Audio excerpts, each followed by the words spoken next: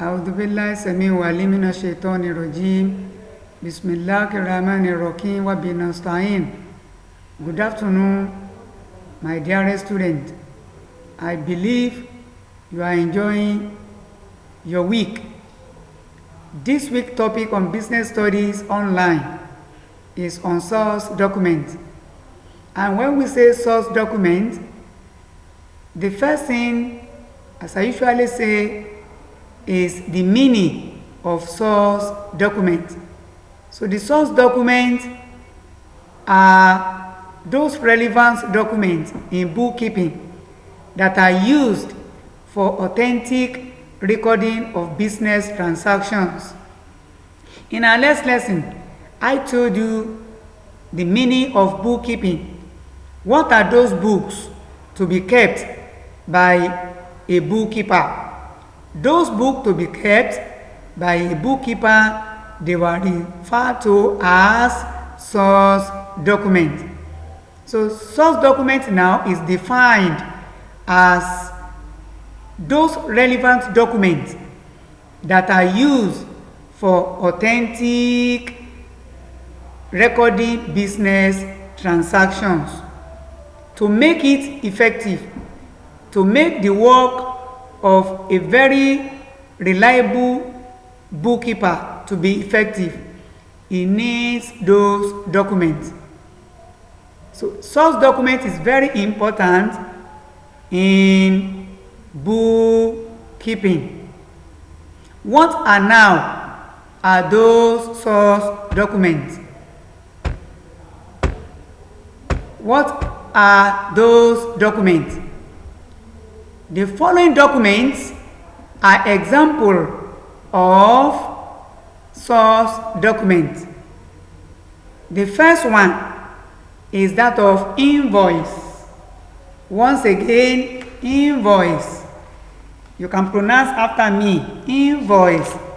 And when we say invoice, by mere looking at pronunciation of invoice, you can define invoice as a document that is issued by the seller to the buyer, which shows the descriptions. That is the first one, shows the quantity of goods to be bought, then the quality of the goods to be purchased at a particular point in time. Once again, invoice is the first document here to be discussed. And I said invoice is a document issued by a particular seller to a particular buyer that shows the descriptions of that very good to be sold, then the quantity of good to be sold, and the quality of the good to be sold or to be purchased by a particular buyer. The second one is that of receipt. And by receipt, it is a document issued also by the seller to a particular buyer as an evidence of payment. That is, the buyer has paid the money for purchase a particular goods at a particular time. Then the third one is that of cash register. From the cash register, you will realize that a particular buyer or a particular seller always deal with cash. CASH, cash. So when we say cash, it is in terms of money. So the monetary item there, it is used between the buyer and the seller. So when we now say cash register, it's a kind of book that is being issued by a particular seller, showing the total amount of money or amount of purchase for a particular period. So cash register is very important in art of buying and selling of goods and services. So the fourth source document here is the debit note. As I told you in the last lesson that under the bookkeeping system, we have two sides of our daily recording. We have the debit side and we have the credit side. And I said the debit side is meant to record any cash, or let's say any money that come into the purse of a particular seller, while the credit side is meant to record those money or cash transaction that is being given out to a particular buyer. So source document number 4 now is debit note, and this kind of document is issued also by a particular seller, which indicates that a particular buyer is being charged or is being charged low in a particular transaction. So the seller will remind the buyer that you've been subcharged. So this is debit note. So the fifth one is that of the credit note. It is opposite of that of debit. You know, I told you we have two sides in the bookkeeping system.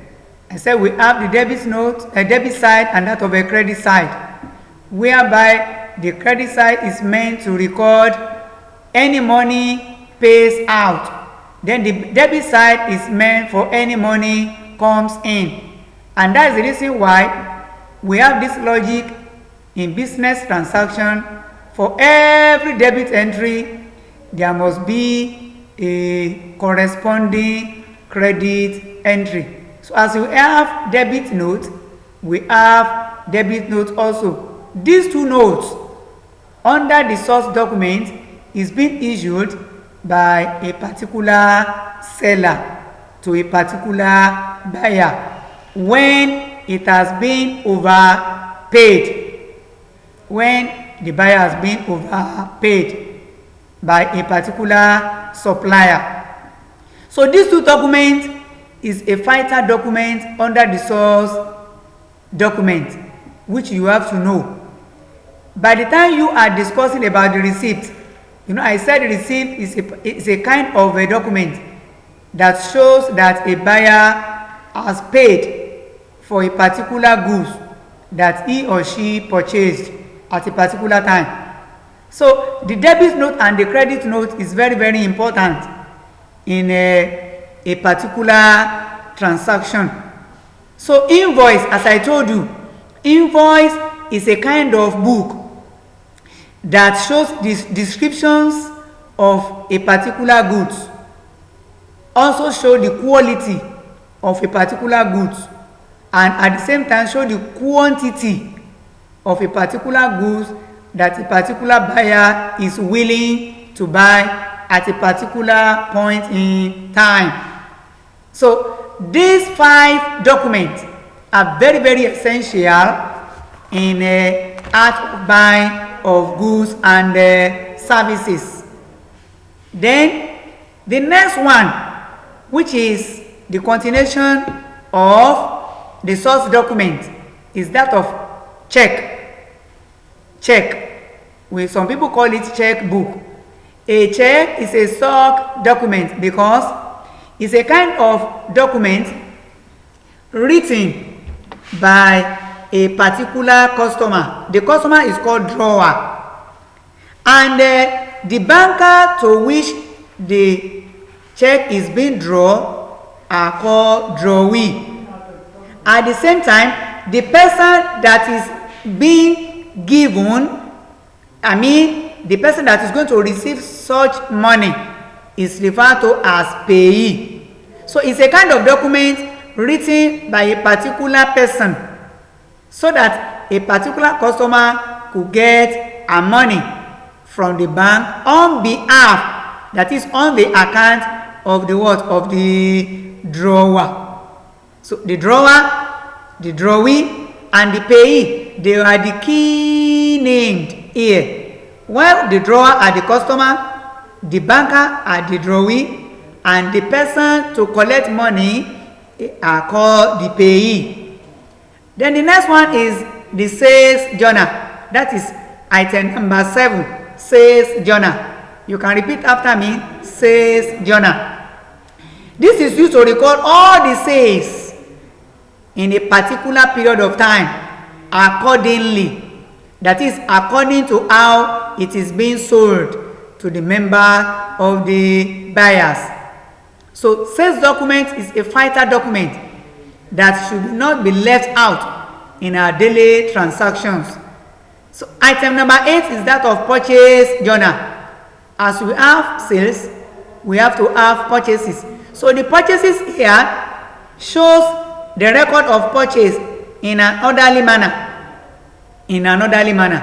How a particular buyer buys goods, or a particular seller is managed to buy certain goods which are going to be supplied back to a particular buyer at a particular time. So these two books, that is the sales journal and the purchase journal, they are very, very important in the daily transactions. So another name for sales journal is called sales day book. Sales day book. Sales day book is also known as sales journal, while purchase journal is also known as purchase day book. Once again, purchase journal means purchase day book. Then the second to the last document here is that of return outward journal. When we say return outward journal, it's a kind of book. You know, whenever a particular good is being sold and by a given supplier, those people that the goods are being supplied to may have certain goods that are not in order, and they are going to return it.